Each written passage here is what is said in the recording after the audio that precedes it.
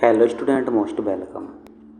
तो चलिए लिखेंगे जागरण संपादकीय अपनी बात, दिनांक 14 मई 2026 का डिक्टेशन शुरू करने से पहले इसमें आने वाले कुछ हार्ड वर्ड और वाक्यांश की आउटलाइनों पर एक नज़र डालते हैं।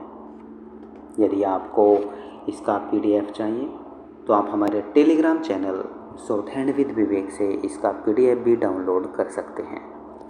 टेलीग्राम चैनल तक पहुंचने के लिए इस वीडियो के डिस्क्रिप्शन में लिंक दिया है, या आप टेलीग्राम पर सर्च करेंगे shorthand with Vivek without space तो आपको आसानी से मिल जाएगा। लिखेंगे इसका डिक्टेशन की स्पीड लगभग 80 शब्द पर मिनट रहेगी।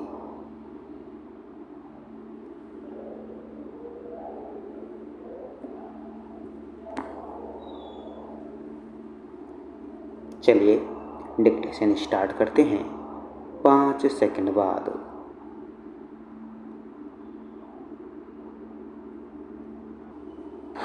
जागरण।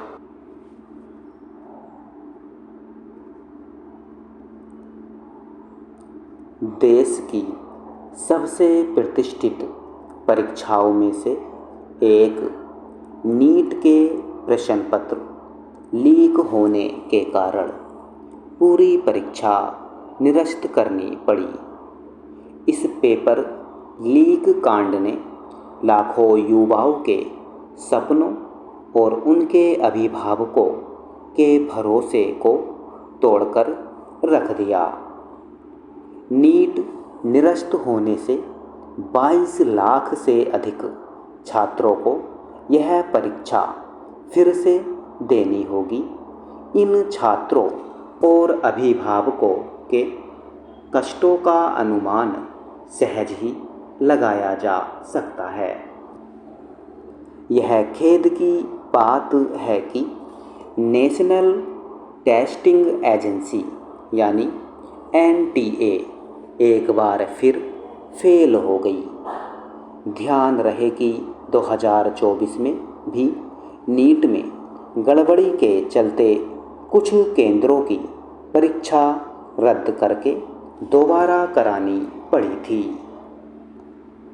यह केवल एक परीक्षा का पर्चा बाहर आना नहीं है, बल्कि देश की मेधा और भविष्य के साथ किया जाने वाला क्रूर मजाक है। क्या वास्तव में एक पारदर्शी परीक्षा प्रणाली विकसित करना असंभव है? पेपर लीक कांड के माफिया भलीभांति जानते हैं कि कुछ दिनों तक शोर मचेगा, जांच की घोषणाएं होंगी, धरना प्रदर्शन होंगे और फिर सब कुछ शांत हो जाएगा। इसी का फ़ायदा उठाकर ऐसे अपराधी बेखौफ होकर अगली परीक्षा में सेंधमारी की तैयारियों में जुट जाते हैं।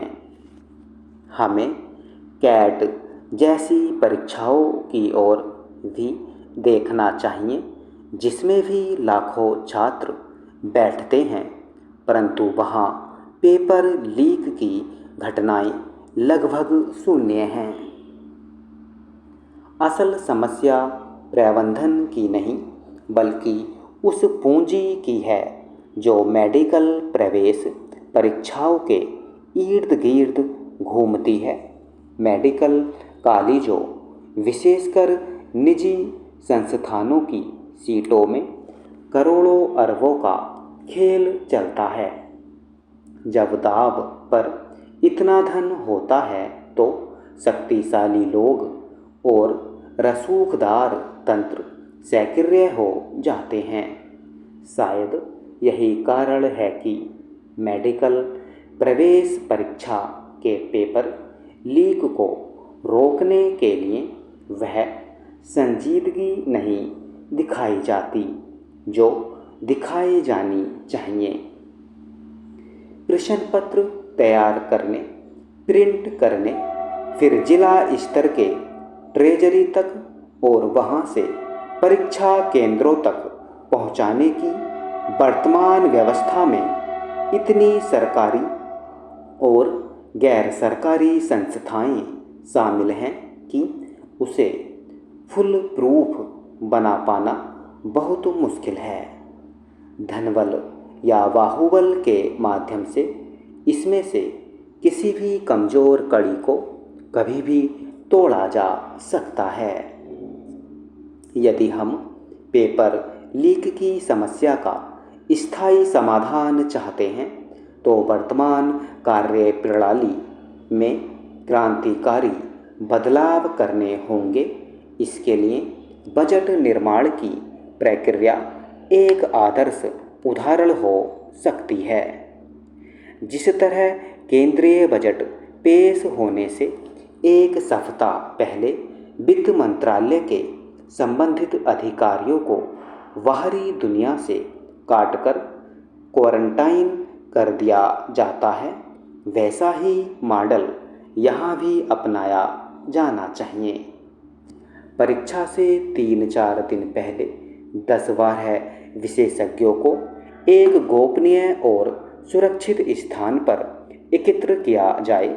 इनसे कम 20 अलग अलग प्रश्न पत्रों के सेट तैयार कराए जाएं, जिनमें सभी प्रश्नों के अंक एक समान हों। मान लीजिए किसी परीक्षा में 100 प्रश्न पूछे जाने हैं तो 20 प्रश्न पत्रों के सेट के आधार पर 2000 प्रश्नों का एक विशाल क्वेश्चन बैंक तैयार किया जाए।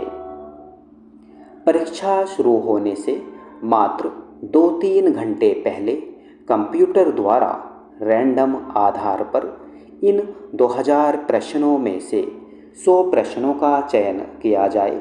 इसकी PDF फाइल तुरंत तैयार कर पासवर्ड और डिजिटल सुरक्षा के साथ सभी केंद्रों को ईमेल कर दी जाए।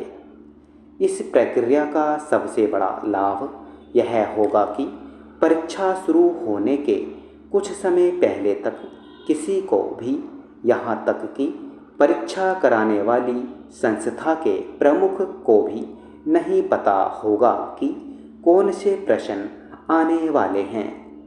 जब जानकारी ही नहीं होगी तो लीक होने की आशंका स्वतः शून्य हो जाएगी। यहाँ यह तर्क दिया जा सकता है कि कुछ परीक्षा केंद्रों पर प्रिंटर खराब होने या बिजली चले जाने के कारण प्रश्न पत्रों की प्रिंटिंग में समस्या आ सकती है। इसका समाधान यह है कि हर परीक्षा केंद्र पर प्रिंटर और जनरेटर का डबल नहीं ट्रिपल बैकअप तैयार रखा जाए, ताकि एक के खराब होने पर दूसरे और दूसरे के खराब होने पर तीसरे से प्रश्न पत्र को तत्काल प्रिंट किया जा सके। चूँकि कई मामलों में परीक्षा केंद्रों के व्यवस्थापक ही धांधली में शामिल पाए गए हैं, इसलिए कानून में सख्त प्राविधान की आवश्यकता है। यदि किसी केंद्र पर ट्रिपल बैकअप के बावजूद प्रश्न पत्र प्रिंट नहीं हो पाते तो इसे केंद्र की साजिश माना जाना चाहिए। ऐसे विद्यालय के प्रबंधकों, प्रधान अध्यापकों और संबंधित कर्मचारियों के विरुद्ध दंडात्मक कार्रवाई, भारी आर्थिक दंड और अनिवार्य जेल का प्राविधान होना चाहिए। जब जिम्मेदारी तय होगी तभी व्यवस्था सुधरेगी। आलोचक कह सकते हैं कि देश के हजारों केंद्रों पर डबल ट्रिपल बैकअप की व्यवस्था खर्चीली होगी, लेकिन वर्तमान व्यवस्था में प्रश्न पत्रों की केंद्रीकृत छपाई, उनके देशव्यापी परिवहन और सुरक्षा के लिए तैनात हजारों पुलिसकर्मियों तथा प्रशासनिक अमले पर जो भारी भरकम खर्च होता है, उसकी तुलना में डिजिटल वितरण और बैकअप की लागत काफ़ी कम होगी। असंभव कुछ भी नहीं है, आवश्यकता केवल दृढ़ इच्छा शक्ति की है। सरकार को समझना होगा कि पेपर लीक केवल एक प्रशासनिक विफलता नहीं बल्कि एक प्रकार की राष्ट्रीय आपदा है जो युवा प्रतिभाओं के आत्मविश्वास को दीमक की तरह चाट रही है। स्टॉप।